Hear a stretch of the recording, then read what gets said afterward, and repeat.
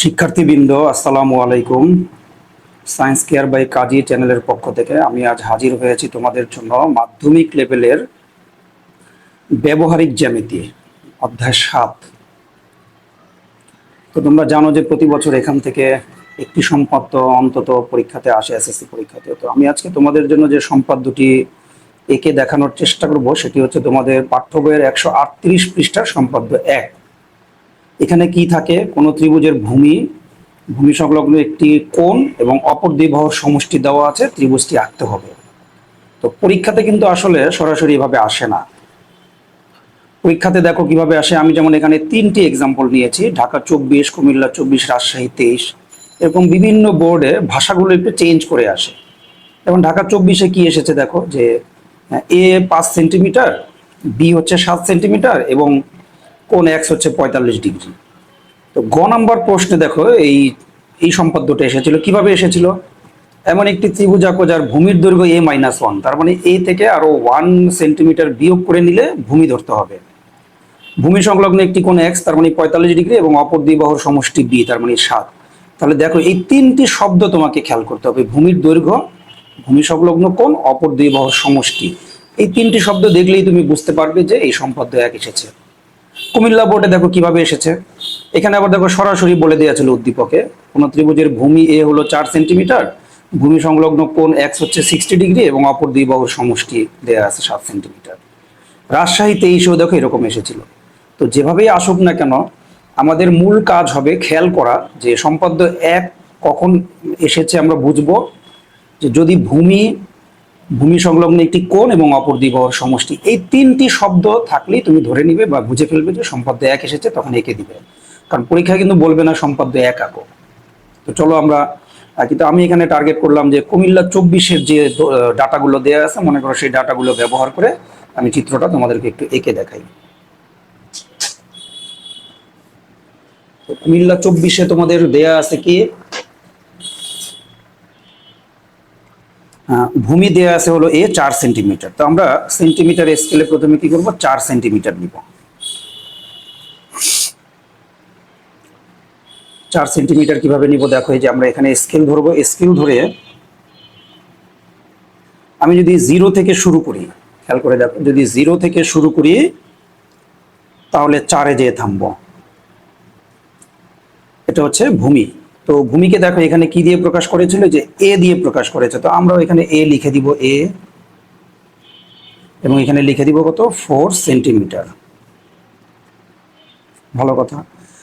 অপর দুই বাহুর সমষ্টি এস দেওয়া ছিল কত, 7 সেন্টিমিটার। তাহলে আমরা কি করবো, এখন এখানে একটা 7 সেন্টিমিটার বাহু নিব। যে 0 থেকে যদি আমরা শুরু করি তাহলে কোথায় যেয়ে থামবো, 7 পর্যন্ত থামবো। আচ্ছা, সমষ্টিটাকে কি দিয়ে প্রকাশ করেছে, এস দিয়ে। তো আমরা এটাকে এস লিখব এবং এর নিচে কি লিখে দিব আমরা, 7 সেন্টিমিটার। আর আমাদের ভূমি সংলগ্ন যে কোণ দেওয়া আছে সেটা কত, কোণ হচ্ছে 60 ডিগ্রি। তো আমরা কোণটা এখানে নেই। কোণ আঁকার জন্য দেখো কিভাবে আঁকবো। আমরা কি করব, প্রথমে কোণের ভূমিটা নিব, নিয়ে এখানে চাঁদা ব্যবহার করে কোণ আঁকবো। যদিও 60 ডিগ্রি কোণ কিন্তু পেন্সিল কম্পাস দিয়ে আঁকা যায়, তবে এক্ষেত্রে যে কোনো কোণ আসতে পারে, তাই আমরা কি করব, চাঁদা দিয়ে আঁকবো। কারণ এখানে 60 না এসে তো অন্য কোনো আসতে পারে। তো আমি যেটা করব, কোণ আঁকার জন্য যেটা করতে হবে দেখো, এই যে চাঁদার যে নিচের যে সমান্তরাল বাহুটা আছে সেটা ধরবো এই দাগের উপরে, আর এই যে কেন্দ্রটা ধরবো আমাদের বিন্দুর রেখার একেবারে শুরুতে। এবার এখান থেকে গোনো, এই যে 0 ডিগ্রি, 10, 20, 30, 40, 50, 60। 60-এর এখানে আমি একটা বিন্দু দিয়ে নিলাম। এখন মনে হতে পারে যে দাগটা তো লেখার উপরে চলে যাচ্ছে, তো সমস্যা নেই, আমরা ধরবো হলো যোগ দেওয়ার জন্য এভাবে, কিন্তু যোগ দিয়ে দেবো আমরা যতটুকু। তাহলে আমাদের এখানে 60 ডিগ্রি কোণ হয়ে গেছে। কোণটাকে কি দিয়ে প্রকাশ করেছিল যেন, এক্স দিয়ে। তাহলে কোণ এক্স সমান সমান কত, 60 ডিগ্রি আমরা লিখে নিলাম। এখন আমাদের মূল চিত্র আঁকার কথা দেখি, আমরা আঁকি। এই ক্ষেত্রে যেটা করতে হবে সেটা হচ্ছে কি, আমরা প্রথমে একটা রশ্মি নিব। রশ্মিটার নাম দিব হচ্ছে যে বিই।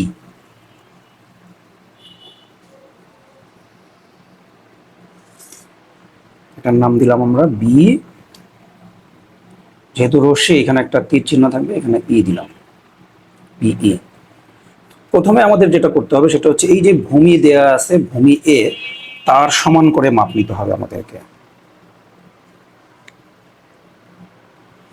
এক্ষেত্রে অবশ্যই যে কাটা কম্পাসের, পেন্সিল কম্পাসের পেন্সিল এবং কম্পাসটা কাটাটা যেন একই জায়গায় থাকে, একটু নিশ্চিত করে নিতে হবে। আমরা মাপটা নিয়ে নিই, যে ভূমির মাপ নিব কীভাবে, যে এতে বসাবো আমরা কাটা আর এখানে বসাবো পেন্সিল। এই মাপটা নিয়ে আমরা কি করব, এখান থেকে এই যে বি বিন্দু থেকে কেটে নিব ভূমি এর সমান করে, এবং এর নাম দিব আমরা হচ্ছে কি সি। আচ্ছা, এরপরে যে কাজটা করতে হবে সেটা হচ্ছে যে তোমার এই বি বিন্দুতে কোণ এক্স এর সমান করে একটা কোণ আঁকতে হবে। তো কোণের সমান করে কোণ আঁকতে হলে কি করতে হয়, একটা ব্যাসার্ধ নিতে হয়। তো আমরা আমাদের সুবিধা মতন একটা ব্যাসার্ধ নিয়ে নিই। এখান থেকে মনে করো যে আমরা সুবিধা মতো একটা ব্যাসার্ধ নিয়ে নিব,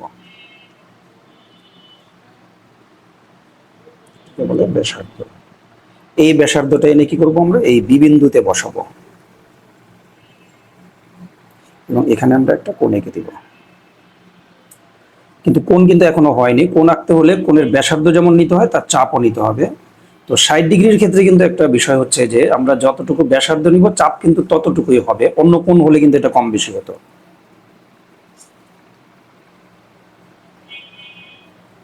এবার এটা আমাদের যোগ দিতে হবে।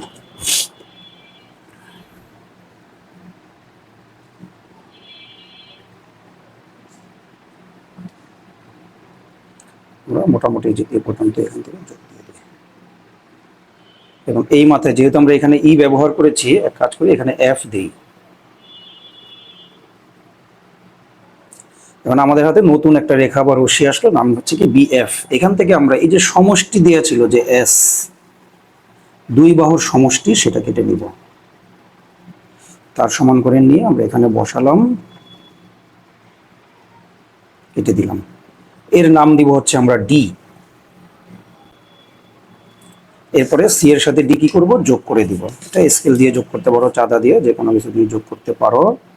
এখানে সি বিন্দু এবং ডি বিন্দু নিয়ে কি করব, আমরা যোগ করে দিব। এরপরে যে কাজটা করতে হবে, সি বিন্দুতে আমরা যে এখানে যে কোণটা তৈরি হয়েছে সেই কোণটার নাম আমরা বলতে পারি কোণ বিডিসি। তাহলে আমরা এখান থেকে সুবিধা মতো কি করবো, একটা ব্যাসার্ধ নিয়ে নিই। কোণটার নাম হচ্ছে কি বিডিসি। এই বিডিসি কোণের সমান করে আমরা সি বিন্দুতে একটা কোণ আঁকবো। সিডি রেখার যে পাশে বি আছে ঠিক সেই পাশে, তার মানে সিডি রেখার যে পাশে বি আছে সেই পাশে আঁকতে হবে। এবারে যে এর ভেতরের চাপ নিয়ে নিই আমরা।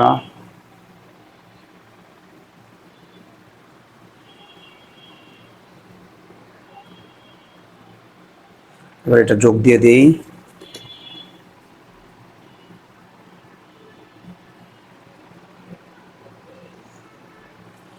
এবং এই রশ্মিটার নাম দিলাম আমরা জি। এবার এই সিজি রেখা বিডি রেখাকে মনে করো একটা বিন্দুতে ছেদ করলো, তার নাম দিলাম আমরা এ।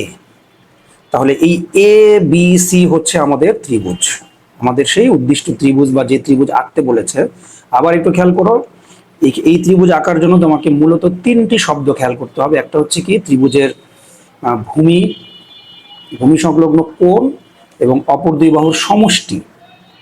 ত্রিভুজের ভূমি, ভূমি সংলগ্ন কোণ, ভূমি, ভূমি সংলগ্ন কোণ এবং অপর দুই বাহুর সমষ্টি, এই তিনটি শব্দ থাকলে এবং যে মাপগুলো দেয়া থাকবে সেই মাপগুলোতে তুমি যদি এভাবে এঁকে দাও তাহলে কিন্তু তোমার চিত্রটা আঁকা হয়ে যাচ্ছে, কমপ্লিট হয়ে যাচ্ছে। তো এভাবে তোমরা অন্য বোর্ডগুলো বা বিভিন্ন মাপ নিয়ে এভাবে বাসায় চেষ্টা করো, দেখবে যে অবশ্যই পারবে। বারবার দেখে দেখে প্র্যাকটিস করো। ধন্যবাদ সবাইকে।